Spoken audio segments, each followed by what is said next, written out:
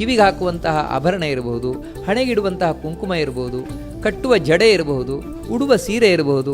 ನೋಡಿ, ಇದೆಲ್ಲವೂ ಕೂಡ ನೂರಾರು ವರ್ಷಗಳ ಪರಂಪರೆಯಿಂದ ಬಂದಿರುವಂಥದ್ದು. ಇದು ನಮ್ಮ ಸಂಸ್ಕೃತಿ, ಹಿಂದಿಂದ ಬಂದಿರುವಂಥದ್ದು. ಅದನ್ನು ನಮ್ಮ ಹಿರಿಯರು ನಮಗೆ ಕೊಟ್ಟರು. ನಾವು ಮಾಡಬೇಕಾದದ್ದೇನೆಂದರೆ ಇದನ್ನು ಮುಂದಿನ ಪೀಳಿಗೆ ಕೊಡಬೇಕು. ಕೊಡುವುದು ಅಂತ ಹೇಳಿದರೆ ಇನ್ನೇನಿಲ್ಲ, ನಾನು ಆಚರಣೆ ಮಾಡಿದರೆ ಅದೇ ಕೊಟ್ಟಾಗೆ. ಒಂದು ಮಗಳು ಅಮ್ಮನ ನೋಡಿ ತಾನು ಆಚರಣೆ ಮಾಡ್ತಾಳೆ. ಅಮ್ಮ ಕುಂಕುಮ ಇಟ್ಕೊಳ್ತಾ ಇದ್ಲು, ಇವಳು ಇಟ್ಕೊಳ್ತಾಳೆ. ಅಮ್ಮ ಕಿವಿಗೆ ಇಟ್ಕೊಳ್ತಾ ಇದ್ಲು, ಇವಳು ಇಟ್ಕೊಳ್ತಾಳೆ. ಅಮ್ಮನೇ ಇಟ್ಕೊಳ್ಳಿಲ್ಲ ಅಂದರೆ ಮಗಳೆಲ್ಲಿಂದ ಇಟ್ಕೊಳ್ತಾಳೆ ಅಂತ ಹೇಳಿದ್ರೆ ನೋಡಿ, ಹಿಂದಿನ ತನಕ ಬಂತು. ಆದರೆ ಇವಳು ಬಿಟ್ಬಿಟ್ಟು ಎಲ್ಲ, ಯಾಕಂದ್ರೆ ನಾನು ಮಾಡ್ರನ್ ಅಂತ ಹೇಳಿ ಎಲ್ಲ ಬಿಟ್ಲು. ಆದರೆ ಅದರ ಹಿಂದೆ ಅವಳು ಎಷ್ಟು ತಪ್ಪು ಮಾಡ್ತಾ ಇದ್ದಾಳೆ ಅಂತ ಅವಳಿಗೆ ಗೊತ್ತಿಲ್ಲ.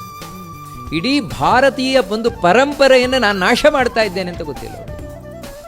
ನಮಗೇನೆಂದರೆ ನಮ್ಮ ಖುಷಿ, ನಮಗೆ ಇಷ್ಟ ಬಂದಾಗಿರ್ತೇವಪ್ಪ ನಾವು. ಅದಕ್ಕೆ ನೀವೇನು ಹೇಳೋದು? ಅಲ್ಲ, ಇಷ್ಟ ಬರಲಾಗಿ ಇರಬಾರ್ದು ಅಂತಲ್ಲ, ಆದರೆ ಒಂದು ಜವಾಬ್ದಾರಿ ಇದೆಯಲ್ಲ. ಏನು ಜವಾಬ್ದಾರಿ ಅಂತ ಹೇಳಿದರೆ, ನಮ್ಮ ಪರಂಪರೆಯನ್ನು ನಾವು ಮುಂದಕ್ಕೆ ಕೊಟ್ಟು ಹೋಗುವುದು. ಇದು ನಮ್ಮ ಪರಂಪರೆ, ಇದು ನಮ್ಮ ಜವಾಬ್ದಾರಿ.